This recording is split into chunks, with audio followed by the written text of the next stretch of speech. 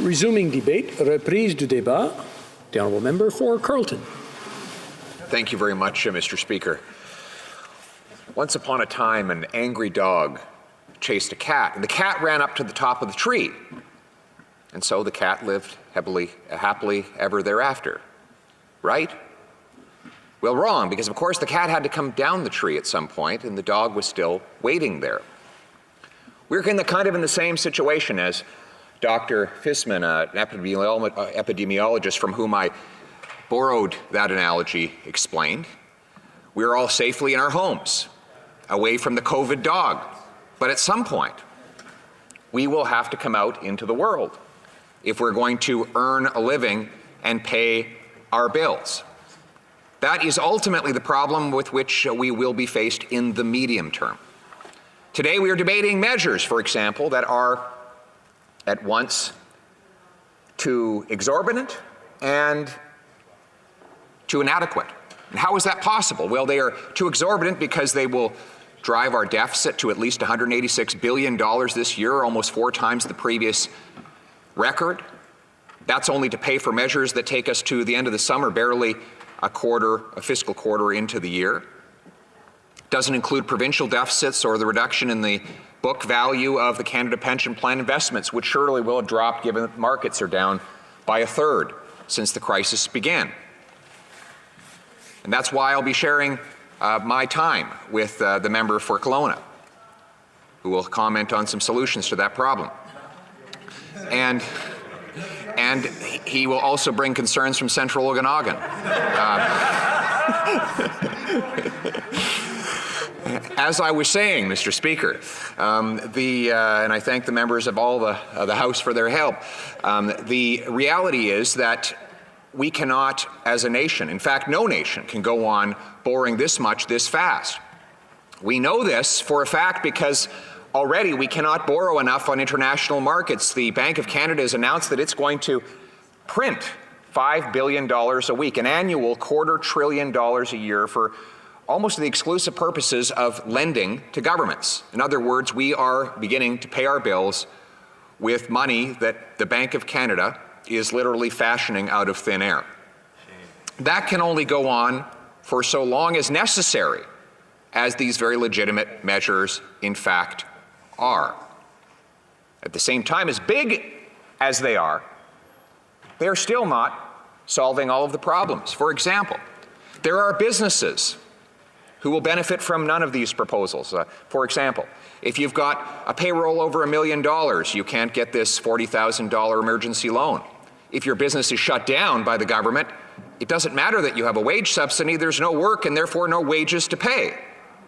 In other words, you're still paying your mortgage, your property taxes, your utilities, etc. But none of the $76 billion in measures for businesses will affect you whatsoever. I know one such businessman came here penniless as an immigrant from Italy 50 years ago and built a great business.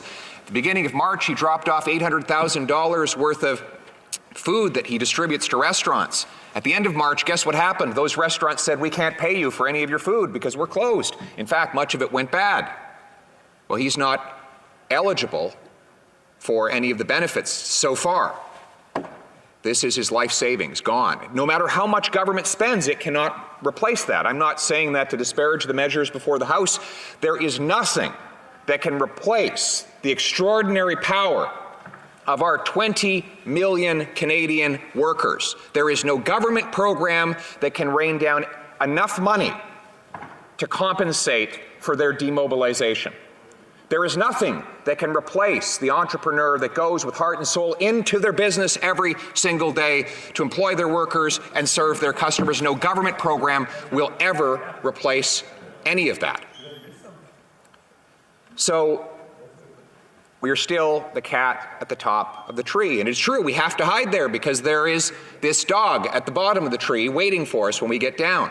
But we do need a plan to get down. Now, health experts tell us that the only way to get rid of the COVID dog is to have a vaccination or a cure, but that might not happen for as long as a year and a half.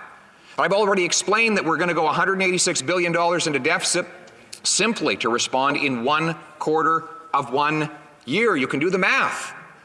this cannot go on, at least in its current state, for that length of time. So we need an interim plan to get out of the tree safely and back to life so we can resupply our economy and can produce the wealth that we continue to consume. So what is that interim plan? Well, we can only study those places that have found ways to make it work. So far, the exemplary cases are South Korea and Taiwan.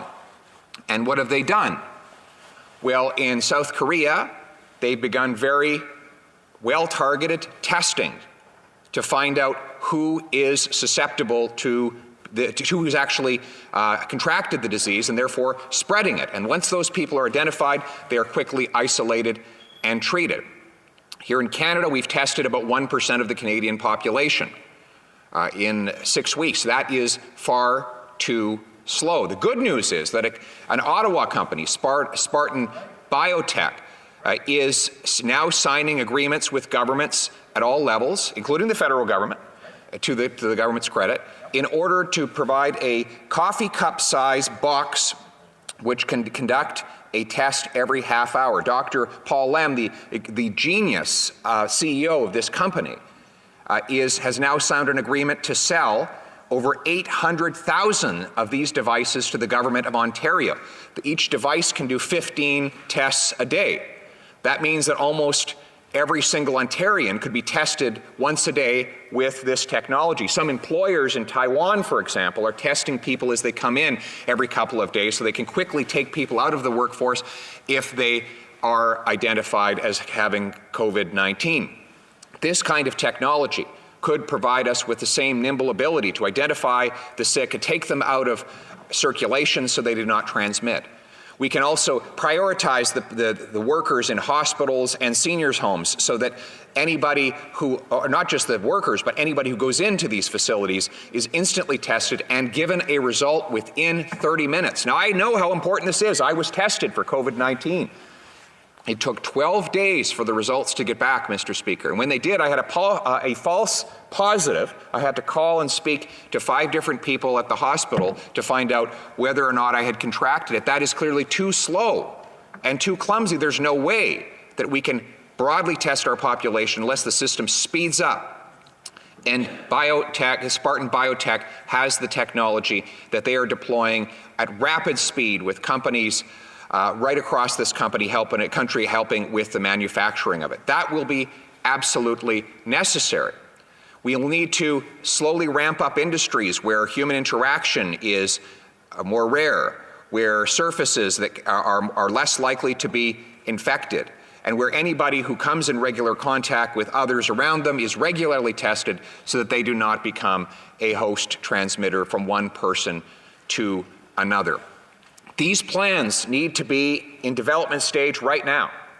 We also need to signal to Health Canada the need to approve treatments, testing, and potentially vaccines and cures much more quickly than normal. There are far too many stories of treatments for children's cancer, for example, that are available south of the border but not here in Canada because Health Canada has been too slow. That kind of bureaucratic delay is, at most times, tragic and now intolerable. We must clear the way for new innovations and new solutions to hit the marketplace and deliver benefits to people so that we can tackle this urgent and unprecedented problem.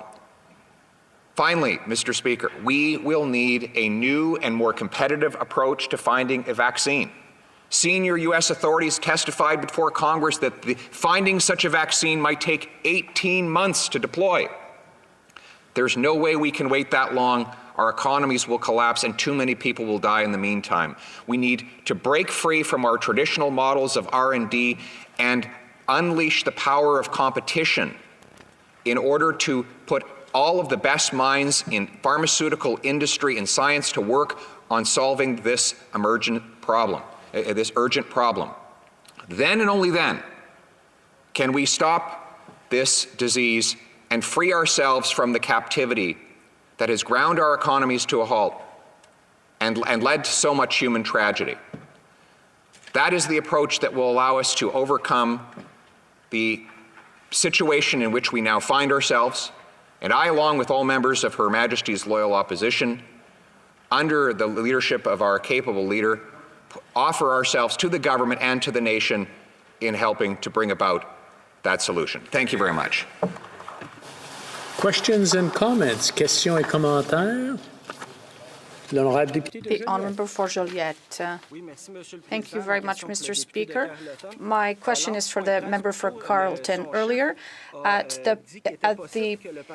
his leader said that the Parliament may sit several days a week, but one of the directives was not to move from one region to another to avoid the spread of the virus. For example, there are police blockades on the roads and also on the bridge between Ottawa and Gatineau. What would the solution be, according to the member for Carleton?